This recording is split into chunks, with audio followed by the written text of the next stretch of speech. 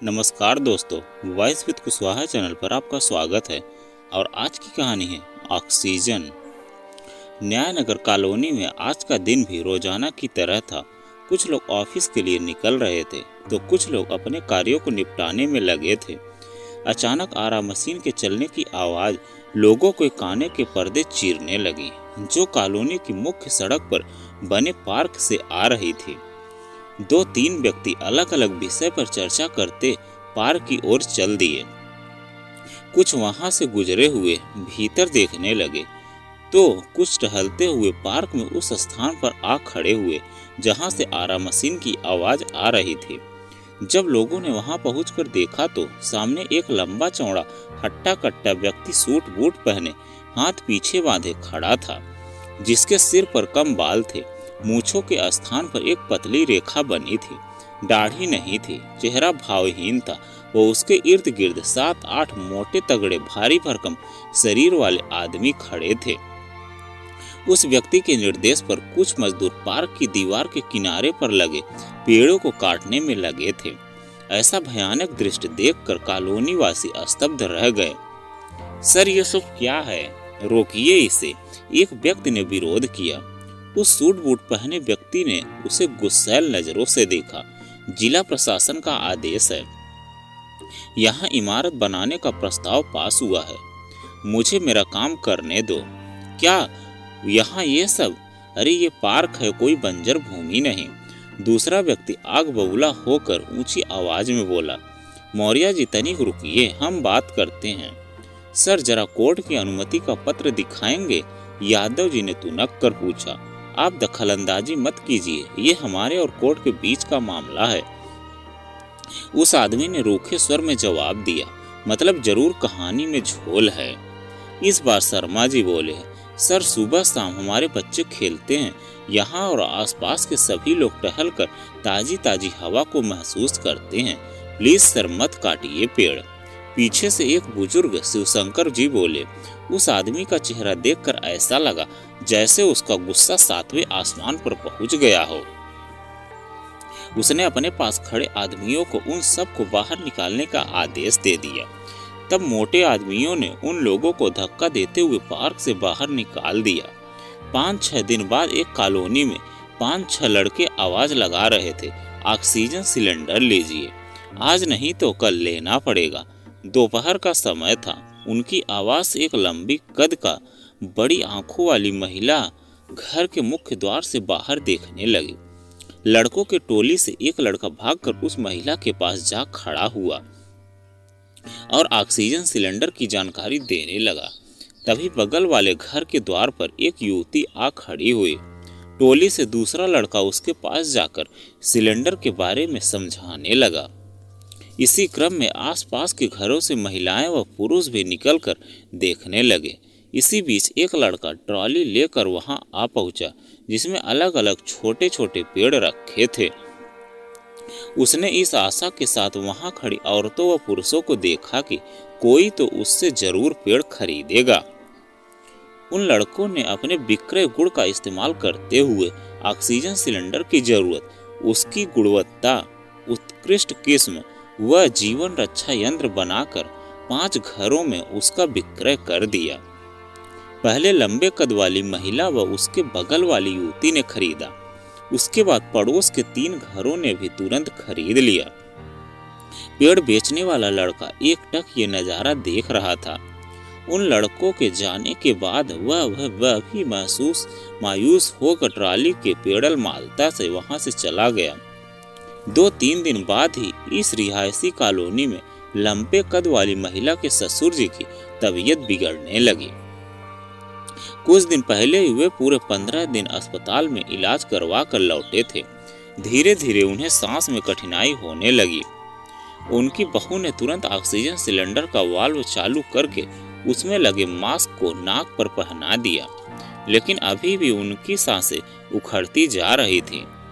जब महिला ने पूरा वाल्व खोलकर उसकी जांच की तो सिलेंडर रेत से भरा दिखा। उसके पैरों तले जमीन खिसक गई। ससुर जी की हालत निरंतर बिगड़ती जा रही थी।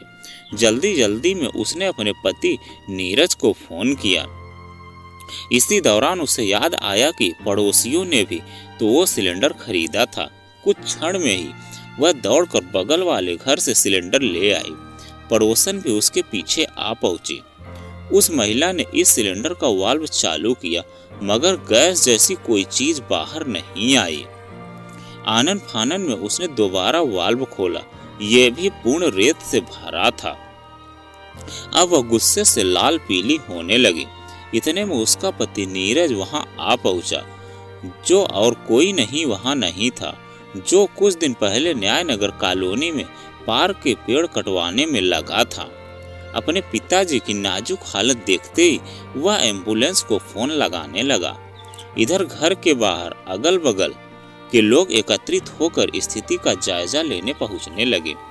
एक एक कर उन घरों से ऑक्सीजन सिलेंडर मंगवाया गया। सारे सिलेंडरों में केवल रेत व कूड़ा करकट ही भरे मिले। अब सभी को उन लड़कों पर क्रोध आने लगा। धीरे धीरे सभी को यह एहसास हो गया कि वे उनके द्वारा ठगे गए थे। अचानक एक कार उनके घर के सामने आकर रुकी, जिसमें से वही लड़के तेजी से उतरे, जिन्हें वहां खड़ी औरतों ने पहचान कर घेर लिया। इस शोरगुल से उस पति पत्नी ने पिताजी को साथ लेकर बाहर निकले। उन्हें लगा शायद एम्बुलेंस आ गई। तब उस महिला ने उस लड़के को पहचान लिया जिसको उसने सिलेंडर बेचा था। वह आग बबूला होने लगी। चोर बेईमान, तुझमें जरा सी मैं अपनी गलती मानता हूँ, पर अभी दादाजी को अस्पताल जाने दीजिए। चोर होता तो यहाँ वापस क्यों आता? उस लड़के ने हाथ जोड़कर महिला की ओर देखते हुए कहा। उसके चेहरे पर चिंता के भाव देखकर वहां खड़े सभी लोगों ने उसकी बात मानकर दादाजी को उसकी गाड़ी में अस्पताल भिजवाया।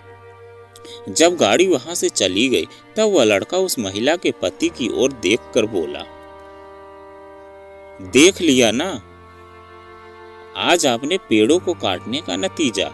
ऑक्सीजन की जरूरत किसी को भी कभी भी पड़ सकती है। ये क्या बोल रहा है? उस महिला के पति ने गुस्सा करते हुए कहा। सच बोल रहा हूँ अंकल, माना ऑक्सीजन प्रयोगशाला में बनता है, मगर इसका आधा भाग प्रकृति से लिया जाता है। कोई दो राय नहीं है कि वो ऑक्सीजन हमें पेड़ उपलब्ध करवाते हैं। सभी लोग शांत रहकर उसकी बात ध्यान लगाकर सुनने लगे। उसका बोलना जारी था। याद कीजिए सर, उस दिन आप कैसे पेड़ों को कटवा रहे थे। तब उस व्यक्ति को वो दिन याद आया जब वह बेफिक्र होकर न्याय नगर कॉलोनी में बने पार्क के पेड़ कटवा रहा था। हम भी वहीं खड़े थे सर, मगर कुछ कहा नहीं। फिर हमने आपकी कॉलोनी में ऑक्सीजन सिलेंडर बेचने शुरू किए ताकि आपको सही रास्ता दिखा सकें। हम ही उस पेड़ वाले को साथ लेकर आए थे, लेकिन आप में से किसी ने भी उससे पेड़ नहीं खरीदा। सबने ऑक्सीजन सिलेंडर खरीदा। पास खड़ा दूसरा लड़का बोला, अगर आप मेडिकल ऑक्सीजन पर निर्भर रहेंगे तो आने वाले समय में ऐसे ही ठग लिए जाएंगे, और पेड़ लगाएंगे तो ये दिन शायद हमें देखना ही ना पड़े। और तीसरे लड़के ने समझाया, पर तुमको पिताजी की तबीयत बिगड़ने के बारे में पता कैसे चला? नीरज ने पूछा। पहला लड़का बोला, वो सर, हमने उस दिन से ही हमारे दोस्तों को अपने घरों पर नजर रखने को कहा था। उसी की वजह से हम समय रहते आ गए। थैंक्स बेटा, आज तूने मेरी आंखें खोल दी। अब से पेड़ नहीं काटूंगा और न्याय नगर कॉलोनी में कोई इमारत नहीं बनेगी, वहां पार्क ही रहेगा। वादा करता हूँ सभी को पेड़ लगाने के लिए बोलूंगा और खुद भी बहुत सारे पेड़ लगाऊंगा ताकि हमारा पर्यावरण का संतुलन बना रहे। वह व्यक्ति दुखी स्वर में बोला। तभी उसकी पत्नी बोली, मैं भी पेड़ लगाऊंगी और सांसों को बचाऊंगी।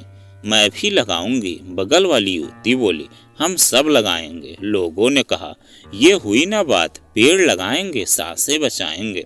उस लड़के ने तेज आवाज में मुस्कुराते हुए कहा। आज न्याय नगर कॉलोनी को ऑक्सीजन मिल चुकी थी। न्याय नगर कॉलोनी की तरह हमारे देश में ऐसे बहुत सी जगह हैं जहां पेड़ों को काटा जा रहा है, जिससे दिन ब दिन गर्मी बढ़ती जा रही है और ऑक्सीजन घटता जा रहा है। इस पर सबसे पहले हम लोगों को आगे आना होगा और पेड़ लगाकर अपने आने वाली पीढ़ी और खुद के लिए ऑक्सीजन का प्राकृतिक इंतजाम करेंगे। और हम इस चैनल के माध्यम से आप लोगों से विनम्र निवेदन करते हैं कि आप लोग पेड़ जरूर लगाएं और अपने जीवन की रक्षा करें। पेड़ बचाएं, जीवन बचाएं, पृथ्वी को हरा भरा रखें और अपने आसपास के लोगों को भी इसके बारे में बताएं और पेड़ लगाने के लिए प्रोत्साहित करें।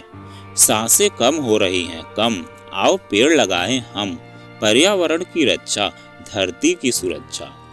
तो दोस्तों, यह कहानी आपको कैसी लगी कमेंट में लिखकर जरूर बताइएगा।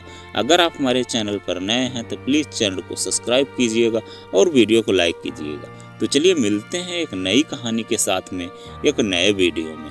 कहानी सुनने के लिए आपका बहुत बहुत धन्यवाद।